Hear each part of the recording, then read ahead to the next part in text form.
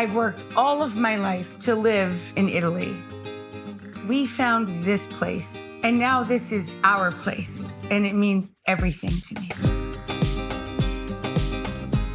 I love that Tuscan food, it's about basic ingredients and the quality of them. It can take a long time. There's braised meats, there's slow-cooked ragouts and sauces and things. I'm making Ribollita. What the heck is Ribollita? Everyone loves this, and they come from all over the world. Now comes the really fun part. You have to care about other people's needs before your own. Pretty gorgeous looking Ribollita. Food is a conduit.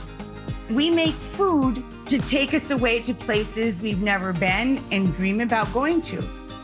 You just need your imagination and a couple of bucks, and you have a ticket to anywhere. So come on over. I love this place. I hope you do too.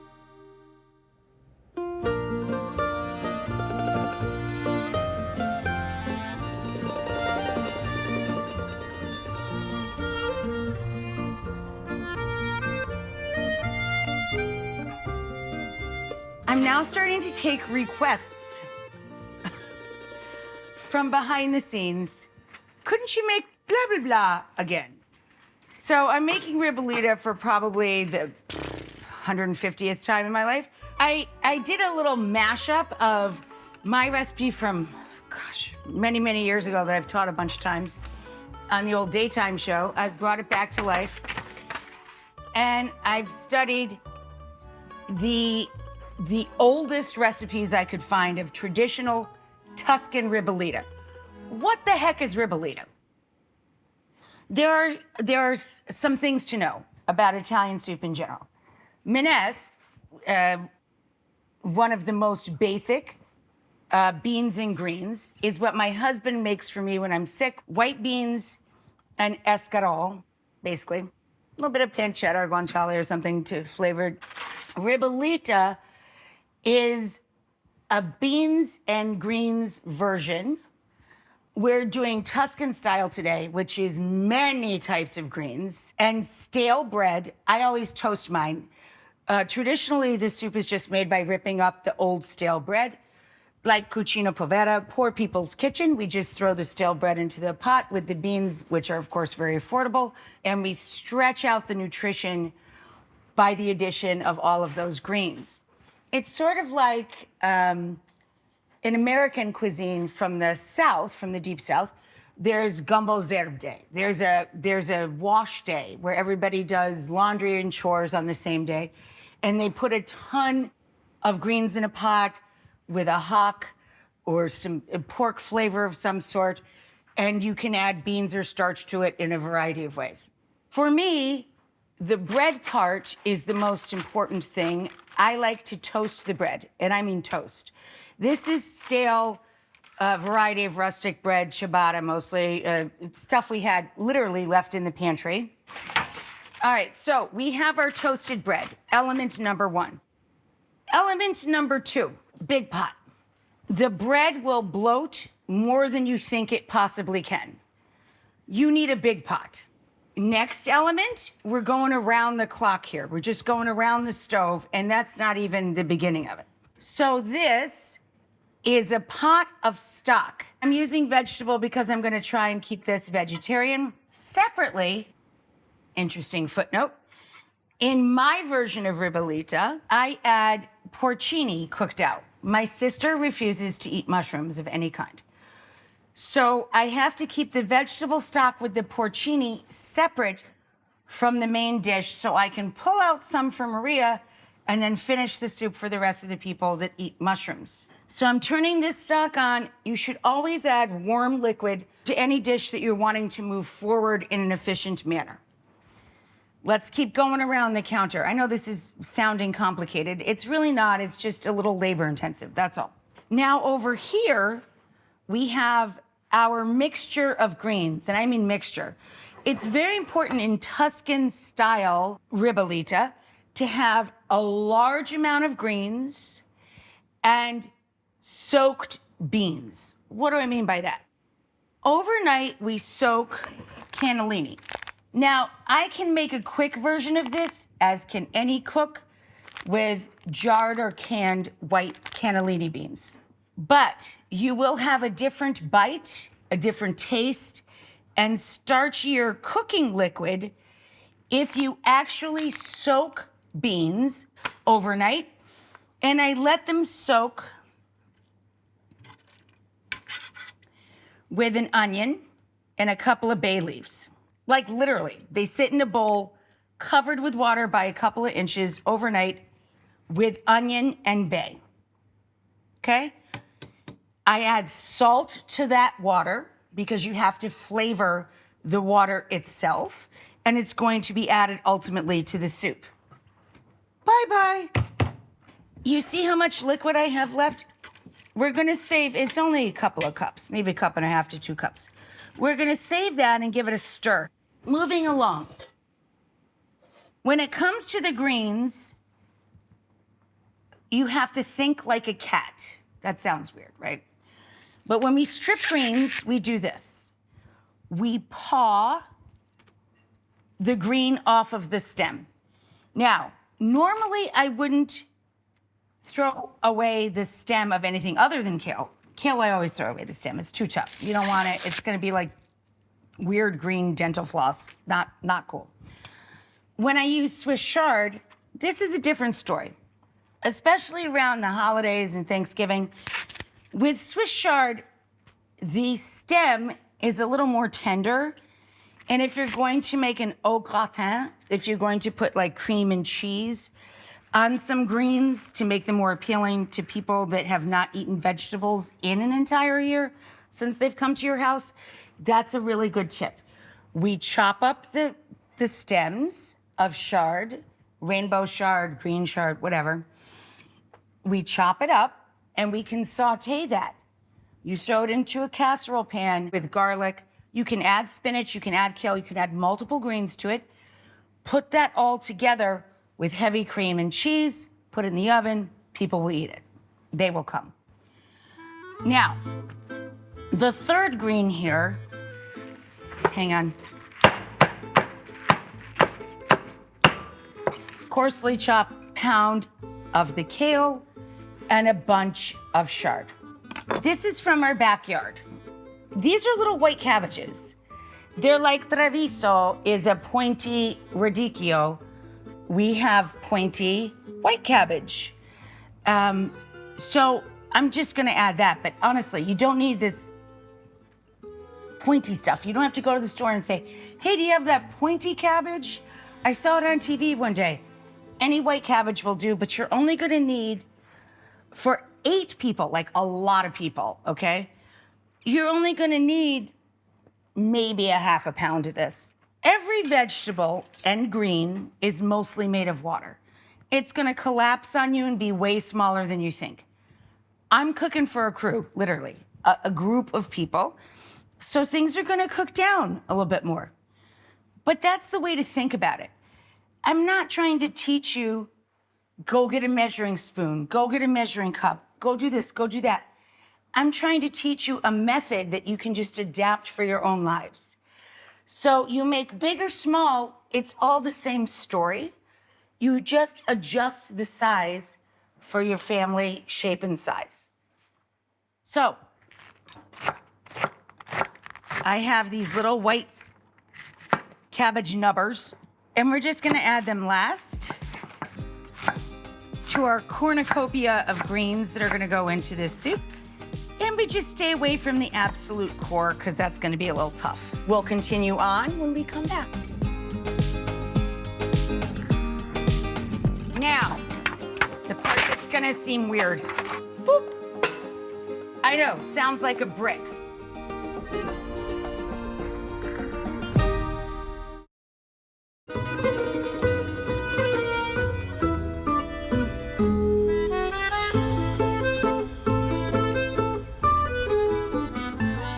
All right, so now we're going to walk through the mirepoix. Mise en place means put everything in place first. We get everything all lined up, so once we start cooking, we don't have to stop. So in this bowl, This is a trick I've done for decades. Carrots, celery, onion, always. Goes into 9 million different recipes. Carrot, celery, onion. For this dish, not traditional, but I add fennel too.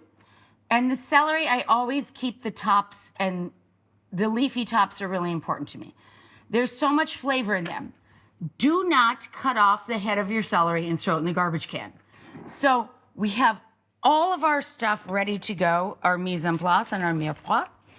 And we're going to throw everything into this giant soup pot. Now, we're also going to add garlic to this soup. Also not traditional, but my husband doesn't eat anything except ice cream and gin sorbet without garlic in it. So I always add garlic too, but we have to let the juices get flowing in the pan first because you never want to singe garlic. So this is a huge brazier. You don't need a pot this big. Even to cook for 8 people, you would need half of what I'm doing. I have like several carrots, more than a couple of onions, and some ribs of celery. The original recipe is 2, 2, 2. And if you like, and it's optional, a small bulb of fennel, or a half a bulb of large fennel. Woo! That's only medium heat, but this stove is pretty fierce on that burner. Now, how do we get liquid to come out of things? Salt.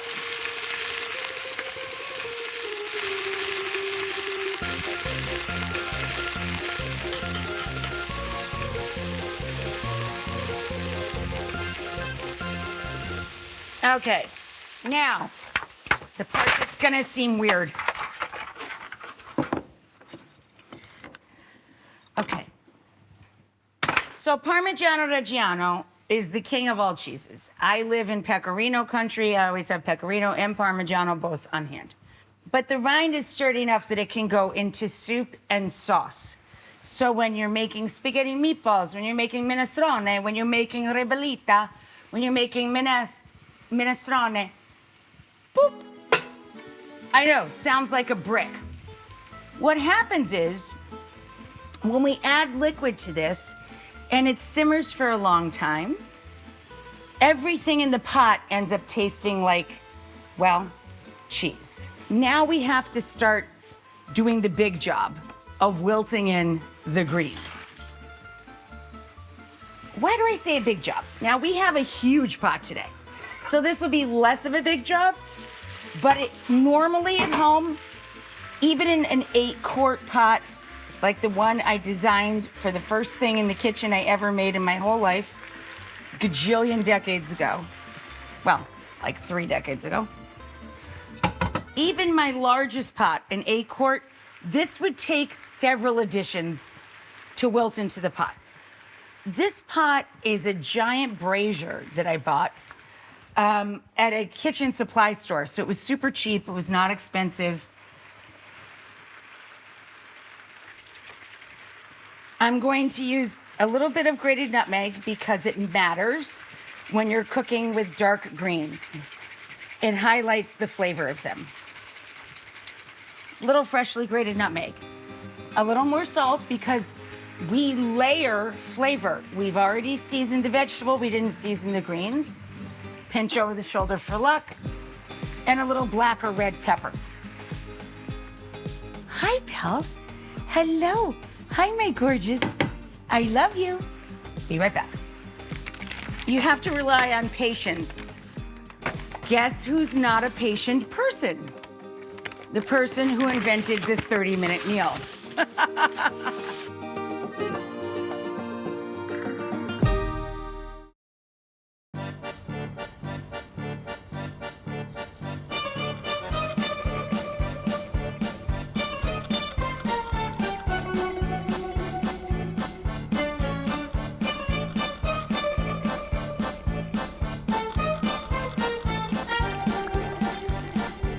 This is the important part. When we soak beans overnight and cook them ourselves, what's the benefit? Whoa, I know, it smells good, doesn't it? Don't worry, Mom's gonna feed you too. We get the benefit of their starchy cooking liquid. So this is going to make the soup have viscosity.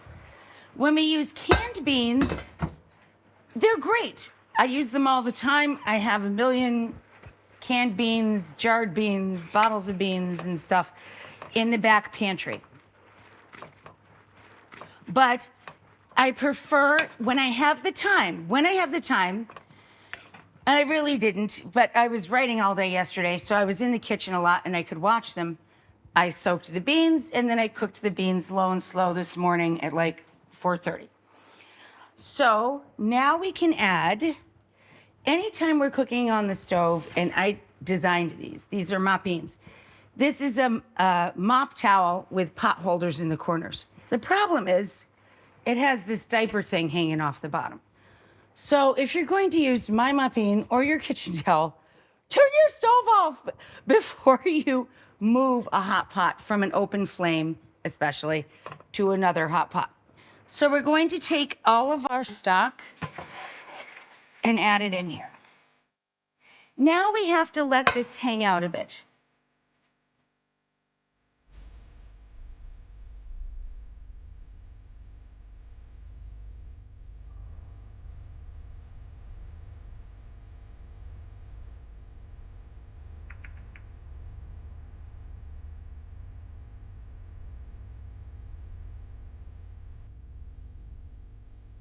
Okay, guys, now comes the really fun part, and it's a little, you have to rely on patience. Guess who's not a patient person? The person who invented the 30-minute meal. So here we go. All of our toasted bread. Now, why do we bother to do this? Because it makes the bread taste like nutty and deep instead of just like stale raw bread. It really does make a very big difference, or I wouldn't do it, believe me. I'm the most impatient person in the world. I wouldn't do this if it didn't make a difference. And when we come back, we'll pull this whole beautiful meal together.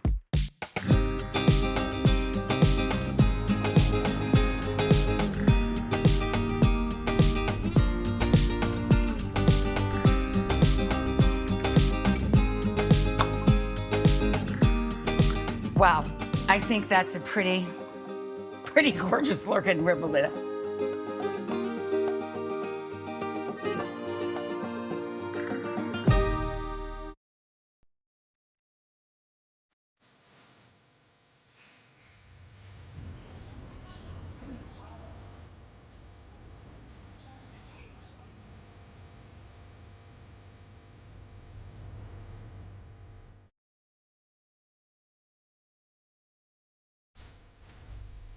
Here we go.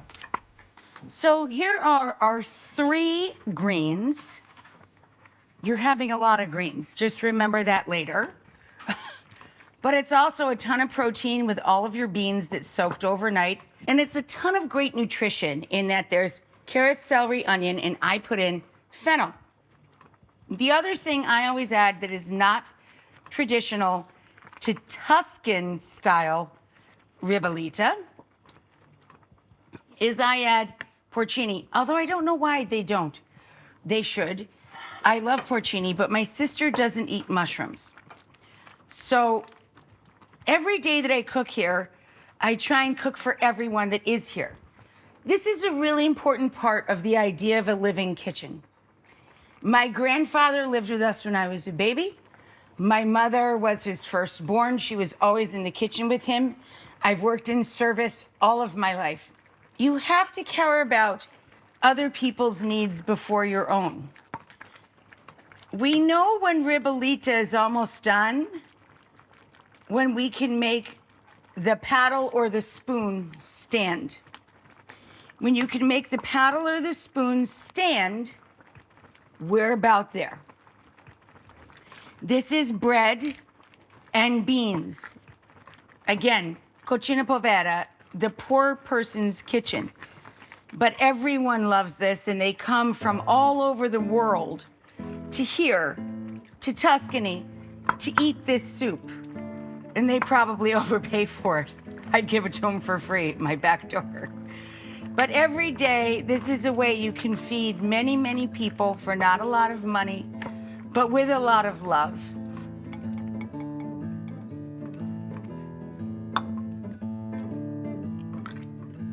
Maria, this is yours. Thank you. Okay, in goes the porcini and the big stir. Wow, I think that's a pretty gorgeous looking Ribollita. Ree, can you help me? Put it on that big trivet up there. Okay, look. All right. Oh, it's not. And there you go. Ribollita with the toasted bread and 9 million pieces of greens and vegetables and oh my gosh, mushrooms. Oh, it's Tuscany screaming at you.